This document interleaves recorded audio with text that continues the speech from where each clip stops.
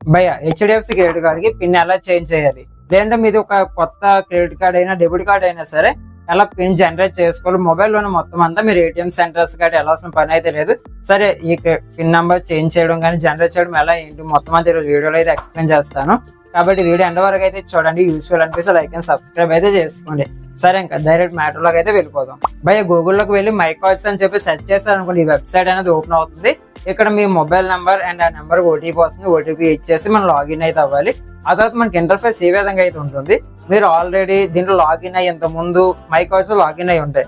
లేదనుకోండి మనకి new curd add చేసుకోమని అయితే ఇక్కడ చూపిస్తుంది అనమాట. లేదంటే ఇక్కడ కార్డ్స్ అని చెప్పేసి ఉంది కదా, దాన్ని మేము క్లిక్ చేసి మీ క్రెడిట్ కార్డ్ కానీ డెబిట్ కార్డ్ కానీ ఫస్ట్ యాడ్ చేసుకోవాలి.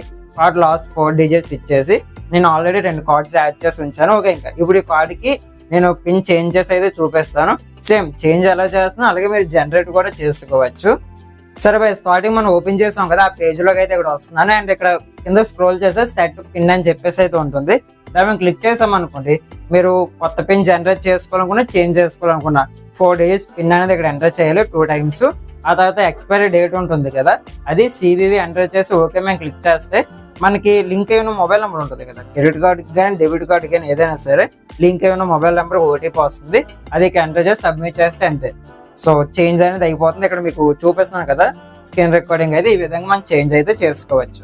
సో ఇంక చెప్పడానికి ఏం లేదు, మీకు అర్థమైంది అనుకుంటున్నా ఎలా చేంజ్ చేసుకోవాలి. లేదంటే జనరేట్ కూడా సేమ్ ఇదే ప్రాసెస్. ఓకే, ఇంకా మీకు వీడియో యూస్ఫుల్ అనిపిస్తే లైక్ అండ్ సబ్స్క్రైబ్ అయితే చేసుకోండి. Thanks for watching.